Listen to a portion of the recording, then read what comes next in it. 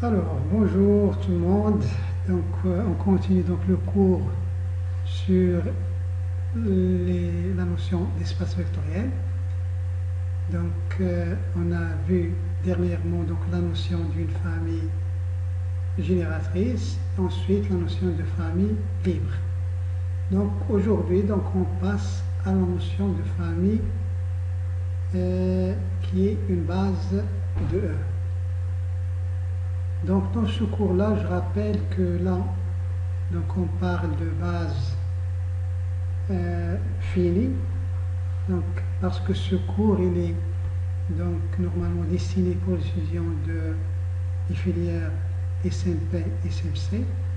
Donc je vais préparer un autre cours qui est plus général que celui-là, donc pour les étudiants de SMA, SMI et pour des niveaux donc supérieurs.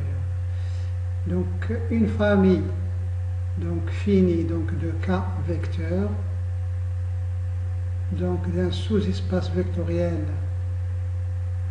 donc une famille donc de K vecteurs, de F qui est un sous-espace vectoriel d'un espace vectoriel E. On va dire que c'est une base de F, c'est tout simplement B, elle est en même temps une famille libre et une famille génératrice du sous-espace F.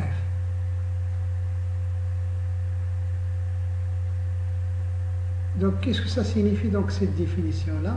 Donc, déjà, on a vu la notion de famille libre et famille génératrice. Donc, B est une famille libre, c'est chaque fois qu'on a une combinaison linéaire DUI qui est égale à 0, alors les coefficients de cette combinaison sont nuls. Et famille génératrice, ça veut dire que chaque fois qu'on prend un vecteur de f, alors il existe des coefficients de alpha i tels que ce vecteur est cyclé comme combinaison linéaire des vecteurs de la famille B. Donc en regroupant ces deux choses-là, on a le résumé suivant. Donc une famille donc B est une base de f si seulement si, c'est-à-dire si équivalent à deux choses. Donc la première chose, les UI sont des vecteurs de f. Pour parler de famille génératrice, les UI doivent être dans f. Et deuxième chose, pour chaque V appartenant à f, l'équation vectorielle, ça c'est une équation vectorielle. Donc, lorsqu'on prend V, un vecteur de f donné, et on veut trouver les alpha i qui vérifient alpha 1 U1 plus alpha 2 U2 jusqu'à alpha k point UK égale V, donc cette équation-là, il admet une solution unique. C'est-à-dire qu'il existe un seul KU play, alpha 1, alpha 2 jusqu'à alpha k, qui vérifie ça. Donc, c'est-à-dire on a l'existence et on a l'unicité. Donc, pour voir pourquoi on a ce résumé-là, donc on va faire une petite justification tout de suite. Donc, on va faire l'implication dans ce sens-là. C'est-à-dire, on va supposer que B, la famille B, est une base, c'est-à-dire libre et génératrice. Donc, est une famille génératrice et libre. Donc, génératrice et libre. Donc, génératrice donc de f. Donc, on va partir de ça et on va montrer que cette équation-là, on va montrer qu'on a les deux conditions qui sont là. Donc, la première condition, on a bien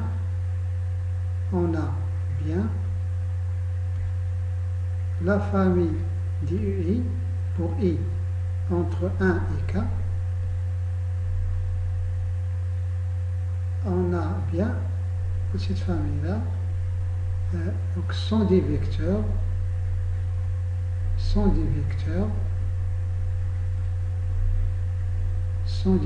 f. Sont des vecteurs de f car B est génératrice, puisque l'une des conditions de la définition de B génératrice, donc il doit être dans f. B est génératrice.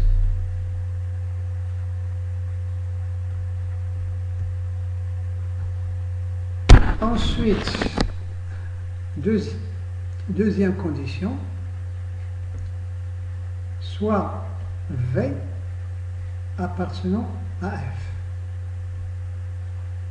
On va montrer que cette équation-là, elle admet une solution unique. Donc la question, est-ce qu'il existe des alpha i qui vérifient cette condition-là? Et en plus, est-ce que les alpha i sont uniques? Pour l'existence, donc soit V appartenant à F, donc il existe, on sait qu'il existe alpha 1, alpha 2, jusqu'à alpha k, qui sont des éléments de K, on travaille sur le corps K, tel que V, c'est égal à alpha 1.V1 plus alpha 2.V2 jusqu'à alpha.VK. Donc cette existence-là, pourquoi? Parce que la famille B, car B est génératrice. B est génératrice, donc tous les vecteurs de F s'écrivent comme combinaison linéaire des vecteurs de B. Donc car B est génératrice. Car B est génératrice. Donc ça c'est pour, donc d'où l'existence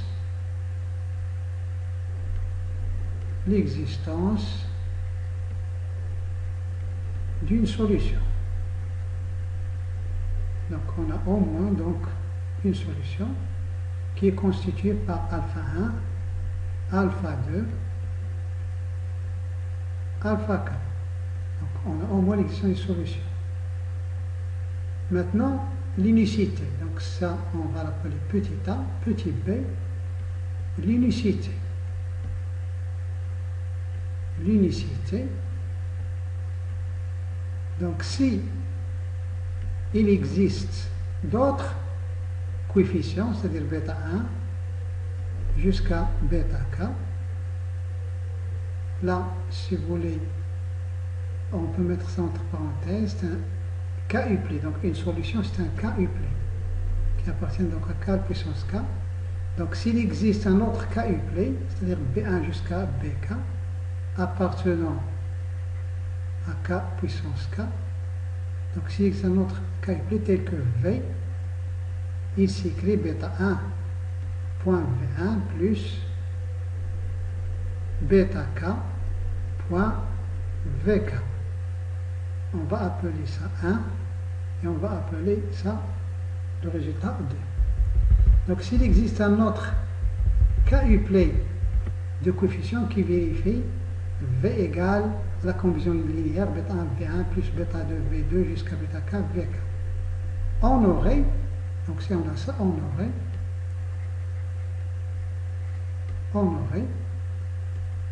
alpha 1 V1 plus jusqu'à alpha k point vk qui est égal à v, qui est égal donc à bêta 1 v1 plus jusqu'à bêta k vk. Et donc, en utilisant donc les propriétés de calcul dans un espace vectoriel, on peut faire passer ces termes-là de l'autre côté et faire des factorisations en passant par les propriétés d'un espace vectoriel.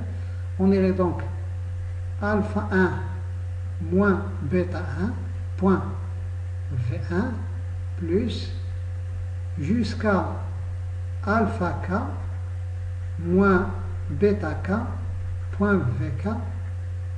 De ce côté-là, il reste le vecteur 0. Et là, on a cette combinaison-là qui est de la forme. Donc cette combinaison-là est de la forme lambda 1.V1 plus jusqu'à lambda k.vk égale 0,1. Donc ce qui nous incite à utiliser donc la propriété de la liberté pour avoir des informations sur les lambda i. Donc comme la famille V1, VK par hypothèse est une famille libre, on obtient alpha 1 moins bêta 1, c'est-à-dire le coefficient lambda 1, égale le coefficient lambda 2, et tout ça égale jusqu'à alpha k moins bêta k égale le 0 de k. Donc d'où alpha 1 est forcément égal bêta 1, alpha 2 égale bêta 2, jusqu'à alpha k égale bêta k. Et donc, la solution formée par alpha 1 jusqu'à alpha k égale la solution formée par bêta 1 jusqu'à bêta k. Donc si on a, ici on a montré l'existence d'une solution qui est formée par les alpha i, et là on a montré que cette solution elle est unique. Si on a une autre solution, il n'est autre que la solution déjà trouvée. Donc d'où l'unicité. D'où l'unicité. Donc quel que soit V appartenant à F, cette fois-ci il existe, mais avec un point d'exclamation, il existe un k-uplet unique formé par des alpha i de 1 jusqu'à k, appartenant à k à la puissance k, tel que V égale alpha 1 V1 plus jusqu'à alpha k point Vk. Donc là, maintenant on va montrer l'implication dans l'autre sens. C'est-à-dire, on va supposer que la famille donc V1 jusqu'à Vk, donc c'est une famille de f, c'est-à-dire que ce k-uplet appartient à f puissance k.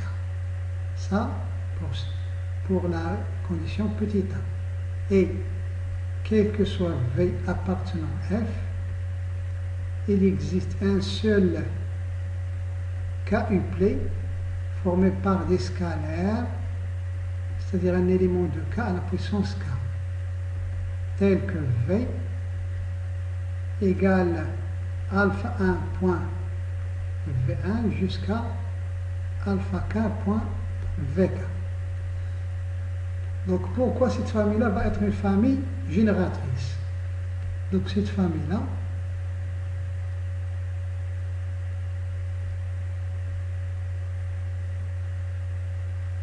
donc pourquoi elle va être une famille génératrice? Donc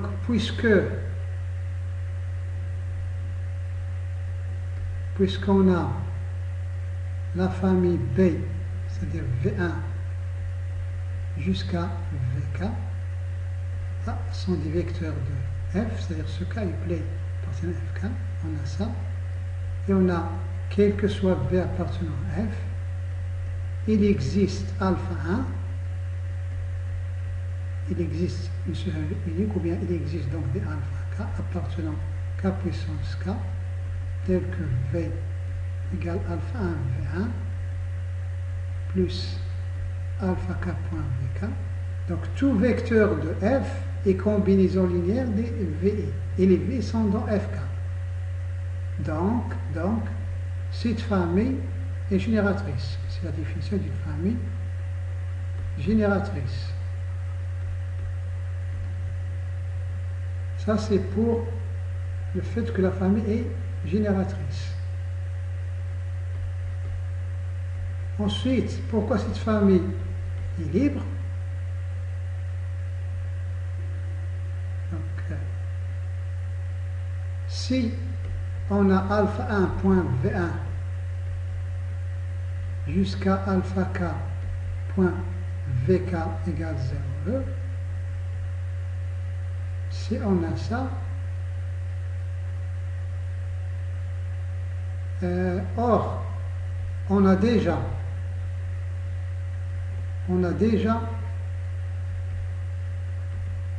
le résultat suivant. Si on prend bêta 1 égale bêta 2,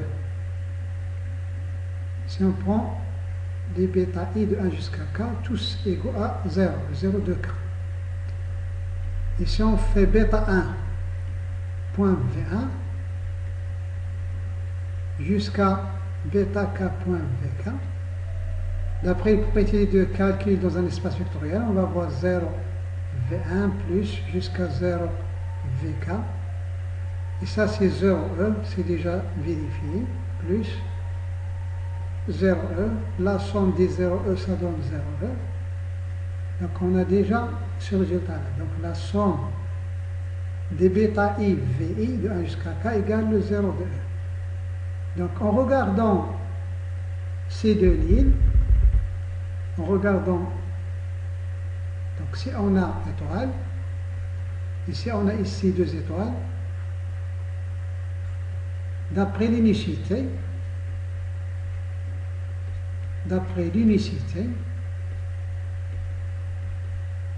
puisque là on parle du fait que là on a l'unicité, il faut bien comprendre ça. Donc il existe un quadruplé unique. Là on a deux quadruplés. On a les alpha qui vérifient ça et on a les bêta qui vérifient ça. Donc d'après l'unicité, on va avoir alpha 1 jusqu'à alpha k, ce quadruplé, c'est la même chose que le quadruplé bêta 1 jusqu'à bêta k. C'est-à-dire, et là il est constitué par des zéros, donc d'où alpha 1 égale alpha 2 égale alpha k, donc vont être tous égaux à 0. Donc on a montré que si on a ça égale à 0, alors on arrive aux coefficients qui sont égaux à 0. C'est-à-dire que la famille P est une famille libre. Et déjà, c'est une famille génératrice. Donc l'existence, ça nous a permis de montrer que la famille est libre.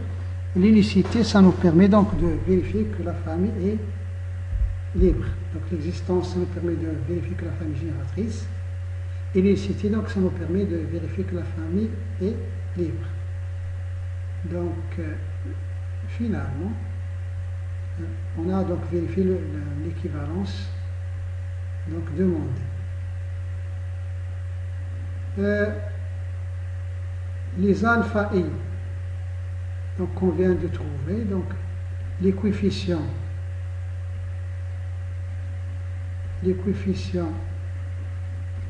alpha i qu'on vient de trouver, donc lorsque B est une base, donc les alpha i lorsqu'on a une base, on les appelle les coordonnées, donc ils sont uniques, donc on les appelle les coordonnées de V dans la base B.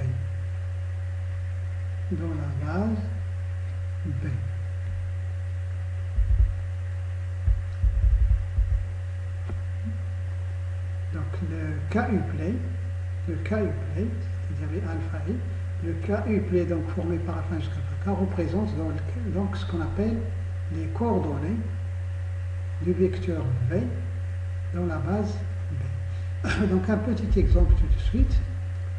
Donc soit B, la famille donc formée par les trois vecteurs, P1, P2, P3, donc dans ce cas-là sont des polynômes, puisqu'on va travailler dans R2 de X, c'est un espace vectoriel sur R. Donc cette famille-là est une base de R2 de X, dite la base canonique de R2 de X. Pourquoi ça? Parce que on a d'abord B donc, est une famille R2 de X, c'est-à-dire on a P1, P2, P2, P3 sont des éléments de R2 de X, et quel que soit P appartenant à R2 de X, il existe des coefficients qu'on peut appeler donc A, B, C, qui sont dans R, ou bien le triplé donc il est dans R3, tel que donc P, on sait qu'il va s'écrire A, plus Bx, plus C, X carré. C'est-à-dire, c'est A point P1, plus B point P2, plus C point P3. C'est-à-dire, donc on vient de vérifier que B est génératrice. Donc B est génératrice. En plus,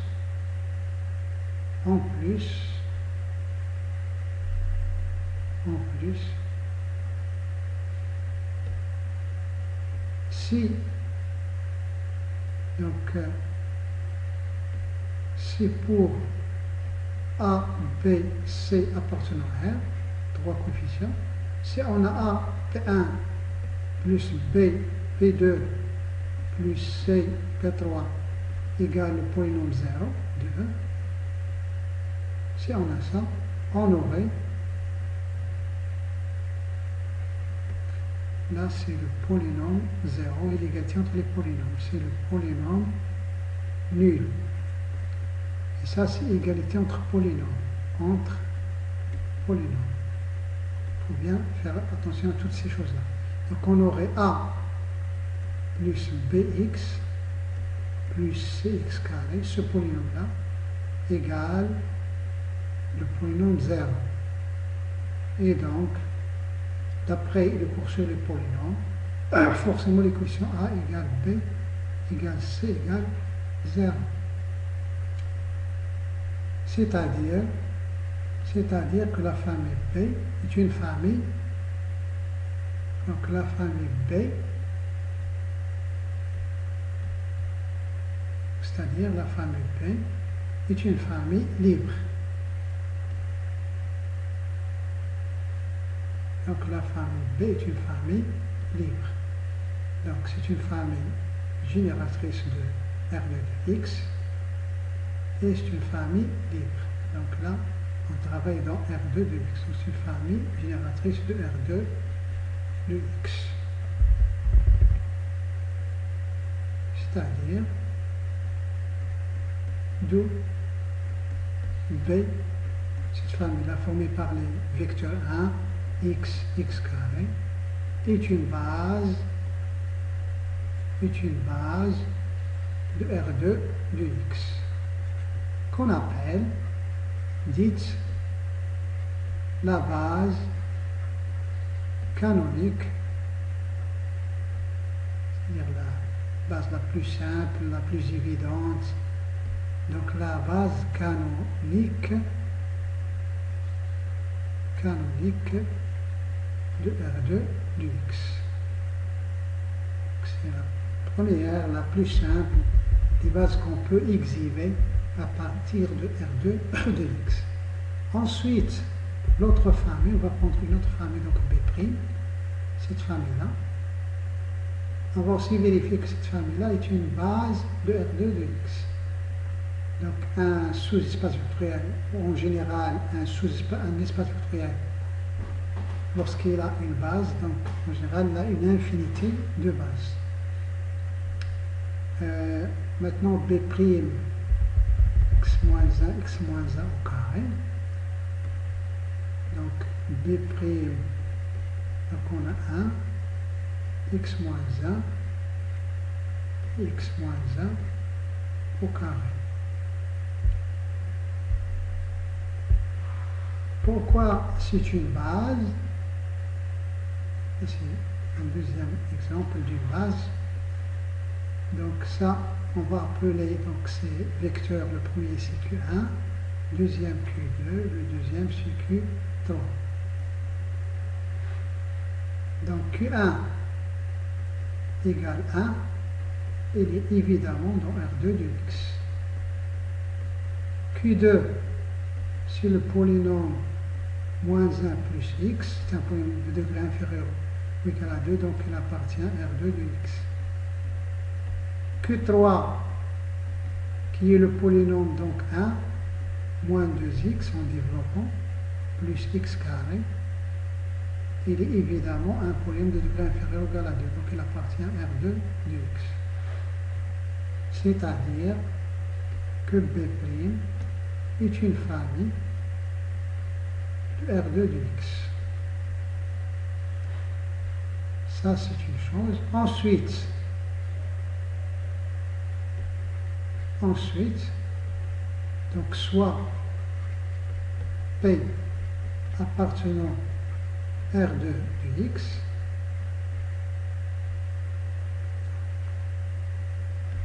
donc il existe des coefficients uniques tels que, donc il existe des coefficients uniques, on va les appeler donc A, B, C, appartenant, là on travaille sur R, donc appartenant à R3, unique parce que on vient de voir que 1x, x carré est une base de R de x, donc on a l'unicité des ABC, donc tel que le polynôme P égale à A, point 1 plus B point x plus C point x carré, qui donne finalement ça. La question, on va montrer, est-ce qu'il existe des coefficients alpha, bêta, gamma, appartenant toujours à R3, tel que P, il va s'écrire alpha Q1 plus bêta Q2 plus gamma Q3. Donc si on arrive à montrer l'existence de ce triplet-là, ça voudrait dire que la famille B' est une famille génératrice. Si on arrive à montrer l'existence et l'unicité, ça serait mieux. On aurait en même temps le fait que la famille génératrice est libre, c'est-à-dire une base. Donc pour l'instant, on va essayer de voir est-ce qu'on a l'existence. Et après, et même ici, on va essayer de vérifier en même temps l'unicité. Comme ça, au lieu de vérifier génératrice et libre, on vérifie directement le fait que c'est une base. Donc, est-ce qu'il existe un triplet unique, un R, et là, un point d'interrogation sur cette existence-là. Donc, en partant de cette écriture-là et cette écriture-là, donc 1 et 2, c'est équivalent à dire que alpha point Q1, c'est-à-dire 1, plus bêta point x moins 1, plus gamma point Q3, c'est-à-dire x moins 1 au carré. Donc ça serait égal à P qui est égal à A plus BX plus C x carré. Ce qui est équivalent, on va y aller par les équivalences logiques pour ne pas commettre d'erreur de raisonnement ou bien d'oubli, c'est équivalent. Là, on a égalité de deux polynômes. Donc, pour raisonner sur les coefficients, d'abord, il faut écrire ce polynôme-là sur la forme canonique. Donc là, si vous voulez entre parenthèses, c'est égalité entre polynômes. On est là dans le monde des polynômes, égalité entre polynômes. Donc, on écrit ce polynôme sur la forme canonique, c'est-à-dire là, la constante ici, ça va faire alpha. Là, on va avoir un moins bêta. Là, lorsqu'on va développer, on va avoir plus gamma fois 1, c'est-à-dire plus gamma. Ça, c'est la constante. Plus le coefficient de x. Là, c'est bêta x, donc 1 bêta. Là, ça va faire moins 2x avec gamma, donc ça va faire moins 2 gamma, le tout fois x, plus gamma fois x carré. Donc c'est égal le polynôme A plus bx plus cx carré. Donc c'est une égalité entre polynômes, c'est ce qui est équivalent. Lorsqu'on revient au cours sur les polynômes, donc ça c'est démontré, on ne discute pas, ça veut dire que le coefficient A, c'est égal à alpha moins bêta plus gamma, c'est le coefficient A. Le coefficient bêta moins 2 gamma, c'est le coefficient B. Et le coefficient gamma, c'est le coefficient C. Ce qui est équivalent. Donc là, il ne faut pas oublier notre but. Notre but, c'est de trouver, lorsqu'on a P qui est sous cette forme-là, le but, c'est de trouver alpha, bêta, gamma, qui vérifie P égale à cette combinaison linéaire. Et ensuite, il faut voir est-ce que les alpha, bêta, gamma sont uniques. Donc là, ça revient donc, tout ce calcul, ça revient à résoudre un système linéaire à 3 inconnus, 3 équations. Donc, par la méthode de Gauss qu'on a vue en algèbre 1, donc on peut faire les choses facilement. Mais là, on a tout de suite, si vous voulez, ça c'est un système triangulaire simple, donc tout de suite, donc gamma, il est là, c'est égal à C. Gamma, il est ici. Donc il reste à trouver bêta. On remonte en arrière, on revient en arrière, donc bêta, c'est B plus 2 gamma, c'est-à-dire c'est B plus 2C. Donc on a P qui gamma, on a P qui bêta, il nous reste alpha, donc c'est A plus bêta moins gamma, qui est égal A plus bêta, donc ça fait B plus 2C, moins gamma, c'est-à-dire moins C. Ce qui donne A plus B plus C. Ainsi, on a l'existence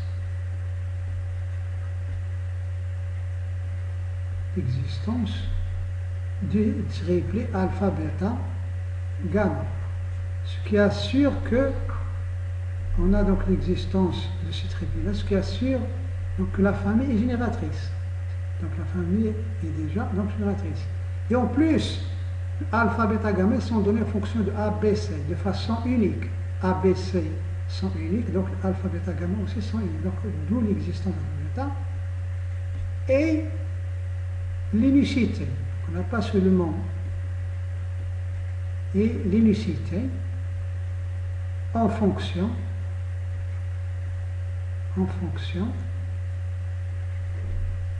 de A, B, C, qui est déjà, ce triplé-là, qui est déjà unique. Il n'y a pas deux de ce triplé-là qui sont différents, qui vérifient ça.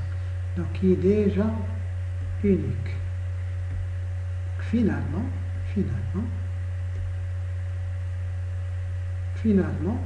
la famille B' formée par Q1, Q2, Q3 est bien une base,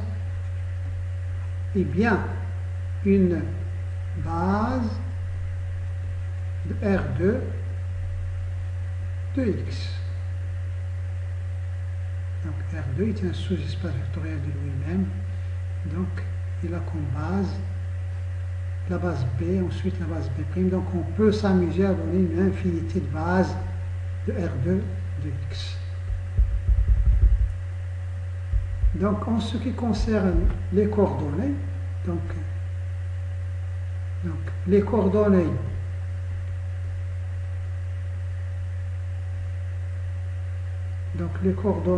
de P d'un polynôme P de la forme A plus bx plus cx carré sont. Donc là, on va avoir deux flèches. Ça, c'est dans la base B. Dans la base B. et on a d'autres coordonnées dans la base B'. Donc, ces coordonnées dans la base B, donc c'est A.1 plus B.x plus C.x carré. Donc sont A, B, C. Les coordonnées dans la base B' sont alpha, bêta, gamma. Mais le alpha, bêta, gamma sont donnés par les expressions qu'on vient de trouver avant. Donc là, on revient en arrière. Donc là, c'est un A plus B plus C. Là, c'est B plus 2C. Et là, c'est un C. Donc, par exemple, un exemple concret. Par exemple, si on prend le polynôme P0 égal à 5 moins P moins Px plus x carré. Donc, ces coordonnées dans la base B, c'est 5 moins P 1. Ces coordonnées dans la base B', donc C, c'est 1. B plus 2C, donc ça va faire moins P plus 2. Et dans la base, et là A plus B plus C, donc ça va faire 5 plus 1, donc 6 moins P. Ce qui veut dire que P0, il va s'écrire 6 moins P, plus moins P plus 2, donc ça c'est Q1, là ça fait Q2, donc c'est x moins 1, plus 1, x moins 1 au carré. Donc un vecteur donné, un vecteur fixé, donc chaque fois qu'on change de base, donc ces coordonnées vont changer. Ensuite, on va voir donc un autre exemple. Cette fois-ci, donc on va prendre f. C'est l'ensemble donc des polynômes de la forme, donc P de la forme A0 plus A1x, tel que A0 plus A1 égale le scalaire 0. Donc si on prend l'ensemble de ces polynômes-là, donc ça c'est un ensemble de polynômes, donc il est déjà dans R de x, il est déjà dans R de x. Donc f, on va vérifier que f est un sous-espace vectoriel de R de x, donc c'est une partie de R de x, petit t, on a le vecteur 0, polynôme 0, on peut toujours l'écrire c'est 0, plus 0, x, donc il appartient à f. Deuxième condition, donc soit P de la forme A0 plus A1x, Q de la forme B0, donc là le 0 il appartient à f, puisqu'il s'écrit donc A0 plus A1x avec 0 plus 0 égale 0, le A0 plus A1 indice 0 plus A1 indice 1 doit être égal à 0. Donc soit P et Q, donc des éléments de f, donc ils vont être de cette forme-là, avec A0 plus A1 égale 0, et B0 plus B1 égale 0.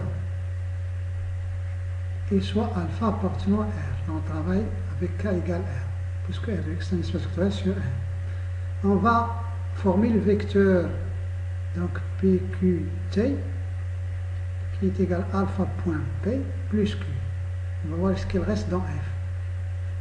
Donc ce polynôme-là, ça va être alpha A0 plus A1x plus Q, donc B0 plus B1x. Ça, en utilisant le calcul de l'ensemble de l'espace des polynômes, ça va faire tout de suite alpha A0 plus B0, entre parenthèses, plus alpha A1 plus B1 x.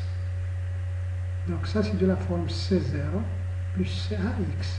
Ça c'est le C0, ça c'est le C1. Donc le degré de t ne dépasse pas 1. Donc, est-ce qu'il appartient à f? Il faut vérifier ce que la condition C0 et la condition C0 plus C1, est-ce que ça va donner 0? Ça va donner alpha à 0 plus B0 plus alpha à 1 plus B1 qui est égal, là on est dans l'ensemble des réels, donc ça va faire tout de suite alpha à 0 plus A1 facteur plus B0 plus B1. Ça c'est 0 par hypothèse, ça c'est 0, donc tout ça c'est 0. Donc C0 plus C1 égale 0. Donc de haut, le polynôme alpha point P1 plus Q est bien un vecteur, un élément de f. Donc f est bien un sous-espace vectoriel, de R de x. La somme des deux polynômes de f reste dans f. Le produit d'un polynôme de f par un scalaire reste dans f. Il reste à trouver est-ce que f il a une base, c'est-à-dire une famille qui est génératrice et libre. Et ensuite, on a un polynôme P appartient à f, c'est équivalent à dire qu'il existe à 0 à 1 des éléments de R, ou bien un couple A0 à 1, un élément de R carré, tel que P, il doit s'écrire A0 plus 1x, avec A0 plus 1 égale 0. Ce qui est équivalent à dire qu'il existe A0 à 1 appartenant à R tel que. Donc puisque A0 plus 1 égale 0, on peut écrire là en fonction de l'autre. Donc A1 est de la forme moins A0. Et P, il va s'écrire donc A0 moins A0x, qui est égal, puisque là il ne reste qu'un seul paramètre, on peut le factoriser, A0 point 1 moins x. Donc c'est de la forme un scalaire point un polynôme qui est fixe, qui ne change pas ici, 1 moins x, on va l'appeler un P1. Donc tout ça on peut l'écrire de façon raisonnable. Donc au lieu de dire il existe A0 à 1 avec cette condition là, le A1 il est donné en fonction de A0, ça veut dire il existe A0. Donc il existe A0 appartenant à 1 tel que P est de la forme A0.P1. Donc si on a cette écriture là, donc ça implique que le P de la forme A0.P1, le A0 il existe.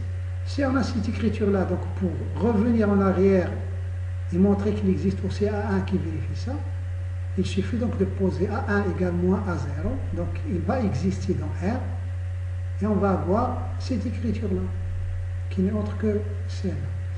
Donc là, avec P1, c'est le polynôme 1 moins x. Ce polynôme-là, il est fixe, il ne varie pas avec le scalaire. C'est un polynôme qui est fixe. Donc dans cette écriture-là, donc P appartient à f, si seulement si il existe A0 qui vérifie ça, et là même on a l'unicité, parce que si on a A0.P1 égale à B0.P1, on va avoir A0 égale B0. On a même ici l'unicité. On a même l'unicité, on peut la rajouter. Après l'unicité d'écriture d'un polynôme, on peut même la rajouter ici au départ. Donc ça c'est un polynôme de premier degré, donc il s'écrit de façon unique sous cette forme-là. Donc, d'où le polynôme, chaque polynôme P, c'est la combinaison linéaire de P1. P1 il appartient à f parce que si on prend A0 égale à 1, 1.P1 aussi il appartient à f. Donc d'où d'où P1 appartient à F, et P1, la famille qui contient ce vecteur-là, est une base de F, puisqu'elle est génératrice et libre.